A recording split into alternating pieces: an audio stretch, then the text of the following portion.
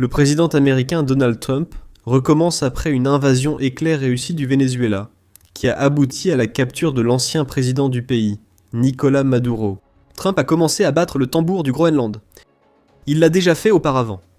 Trump et son administration soutiennent qu'ils ont besoin du Groenland pour des raisons de sécurité nationale. Une invasion pourrait-elle être en préparation? Si c'est le cas, alors les États-Unis pourraient avoir un réveil brutal. Envahir le Groenland serait une erreur catastrophique pour les États-Unis, pouvant se terminer par un désastre à la fois pour l'armée du pays et pour toute la position de l'OTAN. Dans ce contexte, l'idée même que les États-Unis puissent prendre le Groenland semble absurde à première vue. L'île, bien qu'elle fasse partie du continent nord-américain, est considérée comme faisant partie de l'Europe. Plus précisément, elle appartient au royaume du Danemark, bien que le Danemark accorde aux Groenlandais une large autonomie pour essentiellement se gouverner eux-mêmes. Bien sûr, le Danemark est un allié des États-Unis, les deux nations faisant partie de l'OTAN. De plus, les habitants du Groenland ne veulent aucune forme de contrôle américain. Comme le rapporte CNBC, les sondages réalisés sur l'île, qui compte environ 57 000 habitants, le montrent. La plupart des Groenlandais déclarent catégoriquement qu'ils ne veulent pas que les États-Unis débarquent et prennent le contrôle. Cela ne veut pas forcément dire que les Groenlandais sont satisfaits du contrôle danois non plus. Certains habitants du territoire souhaitent que le Groenland soit totalement indépendant. Comme l'explique Aya Chemnitz, membre du Parlement favorable à l'indépendance, qui déclare « Depuis de nombreuses années, la majorité des Groenlandais se bat pour notre droit à nous représenter nous-mêmes. Nous disons « rien sur nous, sans nous, sans nous ». Et c'est pourquoi il est important pour nous de continuer à nous battre afin de garantir que nous aurons encore plus d'autonomie à l'avenir. » Ainsi, la propriété continue du Groenland par le Danemark est déjà un sujet de discorde. Cependant, l'idée que les États-Unis prennent le contrôle semble être un non quasi définitif. Mais rien de tout cela ne semble arrêter Donald Trump et sa rhétorique. Comme le rapporte la BBC, Donald Trump soutient que le fait que le Groenland ne soit pas sous contrôle américain signifie que l'île représente une vulnérabilité qui pourrait être exploitée par les ennemis traditionnels des États-Unis, comme la Chine et la Russie. S'exprimant dans les termes de l'immobilier qu'il connaît le mieux, Donald Trump déclare « Les pays doivent être propriétaires. Vous défendez la propriété. Vous ne défendez pas les baux. Et nous devrons défendre le Groenland. » Donald Trump affirme également que les États-Unis prendront le Groenland, soit de la manière facile, ce qui semble signifier que le Danemark accepte de céder l'île, soit de la manière difficile. Cela pourrait-il signifier une invasion directe? La Maison-Blanche ne dit rien. Ce que Donald Trump dit, c'est que la situation actuelle au Groenland, où les États-Unis maintiennent une base militaire avec plus de 100 membres du personnel, n'est pas suffisante. Donald Trump affirme que les pays ne peuvent pas conclure des accords de 9 ans ou même de 100 ans. Il a également ajouté « J'aime le peuple chinois, j'aime le peuple russe, mais je ne veux pas d'eux comme voisins au Groenland. Ça n'arrivera pas, et d'ailleurs, l'OTAN doit comprendre cela. » Pour Donald Trump, tout tourne autour de la propriété. Et avec cette propriété vient la capacité pour les États-Unis de faire ce qu'ils veulent. Au Groenland, Sky News développe ce sujet, en notant qu'il existe des raisons plus précises pour lesquelles les États-Unis souhaitent un contrôle total de l'île. Le média souligne que la position du Groenland dans le cercle arctique est importante, car la distance la plus courte entre la Russie et les États-Unis passe au-dessus du Groenland. On suppose que cela ignore le détroit de Bering, qui sépare l'extrême est de la Russie de l'Alaska, probablement parce que les températures glaciales de ces régions rendent le détroit difficilement praticable. C'est une menace moindre pour les États-Unis que le passage potentiel au-dessus du Groenland. Et ce passage est important parce que les missiles balistiques intercontinentaux russes traverseraient probablement le Groenland pour atteindre la côte est des États-Unis. Les États-Unis veulent pouvoir installer des systèmes d'alerte précoce pour s'assurer qu'ils seront informés si cela devait arriver. Il se trouve aussi que le Groenland pourrait jouer un rôle important dans l'émergence de la route maritime du Nord et du passage du Nord-Ouest. Les États-Unis veulent garantir la liberté de passage, au moins pour leurs propres navires marchands et ceux de leurs alliés, via ces routes. Et le contrôle du Groenland pourrait rendre cela possible. Ah, et le Groenland possède beaucoup de pétrole et de gaz. Selon Sky News, il y aurait 50 milliards de barils de pétrole et de gaz, ainsi qu'une multitude de ressources minérales précieuses, dont de l'uranium. Mais ce n'est pas comme si l'administration Trump avait montré beaucoup d'intérêt à s'emparer des ressources pétrolières, gazières et minérales d'autres pays. Enfin, à moins d'ignorer les déclarations de Trump, qui a souligné que le pétrole était une grande motivation pour la capture de Maduro. Au point qu'il a demandé aux compagnies pétrolières américaines d'investir 100 milliards de dollars dans le pays. Ou comment l'administration actuelle a négocié un accord sur les minéraux avec l'Ukraine, qui permettra aux États-Unis de profiter des vastes réserves minérales de l'Ukraine. Bien que ce soit sous couvert d'un fonds de réinvestissement conçu pour reconstruire le pays à la suite de la guerre en Ukraine. Sarcasme mis à part, Il semble bien que les préoccupations de défense motivent Trump et son administration. Le pétrole, le gaz et les minéraux étant un avantage secondaire en raison de la difficulté d'accès dans le terrain impitoyable du Groenland. Le point principal ici reste que les États-Unis veulent le Groenland. Et Trump a laissé entendre qu'il est prêt à aller au-delà d'une simple demande pour l'île si la situation l'exige. En d'autres termes, une invasion pourrait être possible, mais ce n'est pas une invasion qui garantit le succès pour les États-Unis. Cela ne semble pas être le cas à première vue, car plusieurs éléments jouent en faveur des États-Unis lorsqu'il s'agit d'une invasion du Groenland. Prendre l'île ne devrait poser aucun problème en raison de la puissance considérable que les États-Unis pourraient déployer face à une armée danoise bien plus faible. Comme le souligne Global Firepower, les États-Unis surpassent le Danemark dans tous les principaux critères, à l'exception peut-être de la géographie, mais nous reviendrons sur la question de la géographie dans un instant. En termes de puissance militaire, les États-Unis comptent 1 328 000 militaires actifs, ainsi que 799 500 réservistes. Le Danemark ne compte que 20 000 soldats actifs et 12 000 réservistes, dont la majorité ne sont pas stationnés au Groenland. Les États-Unis dépensent plus de 100 fois plus que le Danemark pour leur armée, atteignant près de 900 milliards de dollars par an. Elle possède 13 043 avions contre 117 pour le Danemark et 440 navires de guerre contre 50 pour le Danemark. Et si les États-Unis parvenaient à établir une position au Groenland, ils disposent de milliers de chars supplémentaires et de centaines de milliers de véhicules blindés dans leur stock qu'ils pourraient déployer. Franchement, tout affrontement initial entre le Danemark et les États-Unis serait une véritable formalité. Le Danemark ne peut pas non plus forcément compter sur l'article 5 de l'OTAN pour venir à son secours si les États-Unis envahissent. Pour commencer, il y a la complication que le Danemark et les États-Unis font tous deux partie de l'OTAN. Ce qui signifie qu'une invasion du Groenland créerait la situation sans précédent où un allié de l'OTAN envahirait le territoire d'un autre allié. Rien que cela créerait de la confusion au sein de l'Alliance. Mais même si l'on suppose que tous les autres membres de l'OTAN s'opposent à ce que les États-Unis prennent le Groenland par la force, cela ne signifie pas nécessairement qu'ils se tiendront aux côtés du Danemark pour se battre. L'article 5 même, lorsqu'il est déclenché, n'est pas une garantie que tous les alliés fourniront une réponse armée à une menace. Comme le dit l'OTAN elle-même, tous les alliés sont obligés de venir en aide à l'allié qui déclenche l'article 5, bien que la nature de cette assistance puisse varier. Cette assistance peut ou non impliquer l'utilisation de la force armée, et peut inclure toute action que les alliés jugent nécessaire pour rétablir et maintenir la sécurité de la zone de l'Atlantique Nord. L'OTAN affirme que les mots « jugés nécessaires » sont ici les plus importants, car de nombreux membres de l'OTAN pourraient préférer rester à l'écart du conflit au Groenland autant que possible, par crainte de provoquer la colère des États-Unis, et peut-être d'attirer ensuite l'attention de Trump sur eux. Donc la porte est ouverte pour que les États-Unis lancent une invasion éclair, et dans une analyse de ce à quoi pourrait ressembler cette invasion. Le commentateur militaire Wes O'Donnell affirme que les États-Unis ont certainement la capacité d'agir rapidement, et de déployer des forces à grande échelle lors d'une attaque contre l'île. O'Donnell suggère que les États-Unis utiliseraient leur écrasante supériorité aérienne pour prendre le contrôle des points clés au Groenland, ces points incluant tout ce qui pourrait servir à des fins militaires. Pensez aux ports, aux aérodromes, aux centres de communication, aux carburants, aux infrastructures et autres éléments similaires. Ce paquet SSR, comme l'appelle O'Donnell, serait bien trop puissant pour que le Danemark puisse y résister lors de l'invasion initiale. Cela commence probablement par des éléments d'assaut du commandement des opérations spéciales conjointes, dit O'Donnell. De telles attaques incluraient probablement le 75e régiment de Rangers, qui a historiquement été utilisé pour s'emparer des aérodromes.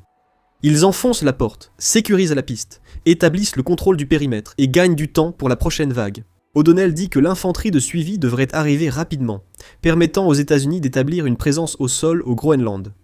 Cette présence doit être importante, car les États-Unis sont plus concentrés sur la capture des points stratégiques que sur l'élimination de l'ennemi. L'objectif étant de tenir ces points suffisamment longtemps pour permettre aux États-Unis d'exercer une pression politique sur le Danemark, le message serait simple. Nous avons déjà pris les points clés de l'île, donc le Danemark ferait mieux de la céder plutôt que de se nuire en essayant de riposter. Tout cela semble être une tâche assez facile pour les États-Unis et leur immense armée. Les points clés du Groenland, comme les appelle O'Donnell, pourraient être pris en quelques semaines, et il n'y a pas grand-chose que le Danemark pourrait faire à ce sujet. Dans un affrontement direct, mais c'est là le problème. Les États-Unis n'avaient peut-être pas anticipé qu'ils n'auraient pas affaire à un affrontement direct. Ce à quoi ils seraient confrontés, c'est à une série de problèmes qui, une fois combinés, pourraient transformer la prise du Groenland en un désastre à long terme. Commençons par les avions qui seraient inévitablement nécessaires si les États-Unis veulent prendre une île que TravelMath situe à environ 4 913 km, soit environ 3 053 miles des États-Unis. Les chiffres varient, selon l'endroit des États-Unis d'où la mesure est prise. Mais ce n'est pas une petite distance, et O'Donnell souligne que la nécessité de traverser l'océan pour atteindre le Groenland constitue un obstacle majeur pour les États-Unis et leurs forces aériennes. Il vous faut davantage de moyens de transport aériens, à voilure fixe, parce que tout est loin et lourd, explique le commentateur militaire, en comparant une éventuelle opération aérienne au Groenland à ce que les États-Unis ont récemment réalisé au Venezuela. Cela signifie davantage d'avions C-17 et C-130 pour transporter les troupes et le matériel. Les avions de chasse américains devront également contribuer à déployer leur puissance sur le Groenland. Vous avez besoin de plus d'avions ravitailleurs à cause des distances et du temps de vol dans le Grand Nord. Ils consomment du carburant comme jamais. O'Donnell le souligne. Ce sont tous des problèmes que les États-Unis peuvent résoudre, mais ils créent des complications, surtout dans un environnement aussi inhospitalier que le Groenland.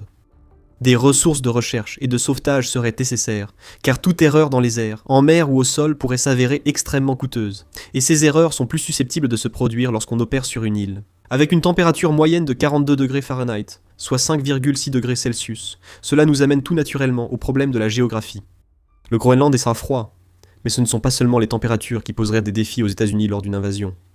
Le Groenland est immense, avec une superficie totale d'environ 2,16 millions de kilomètres carrés, soit environ 836 330 milles carrés, en incluant les îles au large. Et près de 80% de ce territoire est recouvert par une immense calotte glaciaire, ce qui fait beaucoup de territoire à couvrir, même pour un envahisseur. L'armée s'est concentrée sur la prise des points stratégiques dont nous avons parlé plus tôt, et ces points ne sont pas vraiment proches les uns des autres. Les quelques ports en eau profonde et aérodromes qui existent au Groenland sont dispersés, ce qui ne fait qu'ajouter à la difficulté géographique d'attaquer l'île. Ajoutez le froid à l'équation, et vous obtenez une météo qui fait tomber en panne le matériel, qui perturbe la logistique et qui fait geler les soldats non préparés. L'est du Groenland est également un problème. Rafaleux est peut-être le meilleur mot pour décrire la région orientale de l'île, et il arrivera que la rafale se transforme en un vent déchaîné qui recouvre les troupes et le matériel de neige. Visitez. Groenland explique, en soulignant que les systèmes de vent katabatiques, qu'il appelle Pitarak, peuvent faire passer les vents de la région orientale du calme à 324 km/h, environ 200 mph. Peu importe la taille de votre armée. Lorsque cette combinaison de géographie et de météo cause des ravages sur l'équipement, les dysfonctionnements seront fréquents. Les vents pouvaient transformer ce qui serait autrement des opérations assez routinières en cauchemars. Et avec le froid viennent le durcissement du caoutchouc, l'épaississement des lubrifiants et la formation de buées sur les optiques. Tout cela y contribue. Même les plans les mieux préparés peuvent être anéantis en un instant. Le Groenland lui-même influencerait le rythme, et peut-être même le succès des opérations américaines. Et cela pourrait signifier qu'une tentative d'invasion éclair serait bien plus lente que ce que les États-Unis anticipent. Il y a aussi le fait que le Danemark opposerait une certaine résistance. Il ne tiendra certainement pas tête aux États-Unis pour les raisons que nous avons mentionnées. Avec sa meilleure connaissance de la géographie du Groenland pour l'appuyer, le Danemark pourrait faire beaucoup pour empêcher les États-Unis de prendre le contrôle de l'île, même s'il ne peut pas vaincre les États-Unis dans un affrontement direct. Et, selon O'Donnell, la stratégie la plus probable du Danemark serait de former une alliance avec d'autres pays nordiques. Avec la confusion qui règne au sein de l'OTAN quant à la manière de réagir, une coalition nordique ad hoc, comprenant peut-être le Danemark, la Finlande, la Suède et la Norvège, pourrait voir le jour. Il formerait cette coalition en dehors du commandement de l'OTAN. Présentez-la comme une autodéfense collective en soutien au gouvernement élu du Danemark et du Groenland, déclare O'Donnell. Soudainement, dans le scénario d'O'Donnell, les États-Unis passent de la lutte contre un pays à la lutte contre 4. Mais la conquête ne serait pas l'objectif de la coalition. L'objectif serait le refus, pas la conquête, ajoute O'Donnell. Empêcher un débarquement facile, perturber les renforts, augmenter le coût. Jusqu'à ce que Washington recule ou négocie, cela transforme le Groenland en un enjeu d'accès, de logistique et de légitimité. Nous avons vu quelque chose de similaire se dérouler en Ukraine, bien que cela ait entraîné beaucoup plus de pertes humaines que ce que la coalition nordique proposée par O'Donnell souhaiterait connaître. La tactique de l'Ukraine contre la Russie, surtout depuis qu'elle a développé des capacités de frappe à longue portée, consiste à ralentir la Russie sur le terrain, tout en l'épuisant progressivement sur les plans économiques et militaires. Grâce à ces frappes à longue portée entre janvier et août 2025, l'Ukraine a coûté à la Russie 74,1 milliards de dollars. Maintenant, la coalition nordique ne frapperait pas les États-Unis. Ce n'est pas envisageable. Cependant, la coalition dispose de suffisamment de moyens militaires pour rendre la vie très difficile aux États-Unis, qui ne pourront pas déployer toute leur puissance contre le Groenland. La Suède serait extrêmement précieuse ici pour sa capacité à recueillir des renseignements, selon Secure World. En 2022, la Suède figurait parmi les 10 premiers de son classement, en matière de cyberdéfense, de contrôle de l'information et de surveillance. O'Donnell souligne également le talent suédois pour la collecte de renseignements, ajoutant que la plateforme aérienne S-102 du pays est un atout clé. Cette plateforme balaie les signaux provenant des équipements de navigation, des radars et des systèmes d'armes. Elle offre essentiellement au Danemark un système d'alerte précoce qu'il peut utiliser pour anticiper les mouvements des États-Unis. Ajoutez le SAB 340 AEW et C dans l'équation, et vous obtenez une grande quantité de renseignements recueillis par une seule nation qui pourrait être utilisée par l'ensemble de la coalition. O'Donnell expose une défense aérienne à plusieurs niveaux menée par la coalition nordique, qui pourrait poser des problèmes aux États-Unis. Dans cette stratégie de défense, la Suède déploierait ses S-102 et SAB 340 au-dessus de la région Baltique et du sud de la Scandinavie. Au départ, cela permettrait au Danemark de se concentrer sur le Groenland. La Suède fournirait également des Gripen et des avions de chasse pour aider à la police aérienne et à la réponse rapide. Ces avions ouvrent des missions de défense régionale qui, combinées à des défenses aériennes terrestres sur des points clés, rendent la capture de ces points par les États-Unis bien plus difficile qu'ils ne pourraient l'anticiper. En d'autres termes, la coalition nordique assurerait la sécurité et le bon fonctionnement de la logistique du Danemark, tandis que le Danemark et ses alliés se concentreraient sur la difficulté d'installation de la logistique pour les États-Unis. Encore une fois, rappelez-vous que le Groenland est une île que les États-Unis doivent conquérir. Ils doivent établir des lignes de passage sûres pour les troupes et l'équipement. Le refus de la création de ces lignes de passage ne signifierait pas que le Danemark et ses alliés nordiques vaincraient les États-Unis, mais il ralentirait l'effort américain, ce qui se traduirait par plus de temps, d'argent et de volonté politique dépensée. Il y a aussi la bataille navale à prendre en considération. Les États-Unis voudraient stationner des porte-avions autour du Groenland, ce qui faciliterait leur frappe aérienne, et ils voudraient aussi utiliser leurs navires pour transporter des troupes et du matériel. C'est par l'établissement d'une colonne vertébrale navale que l'invasion américaine du Groenland se déroulera. D'un simple raid, mené par des frappes aériennes, on passera à une véritable campagne visant à prendre le contrôle. O'Donnell dit que les États-Unis ont besoin de lignes maritimes pour maintenir un contrôle durable.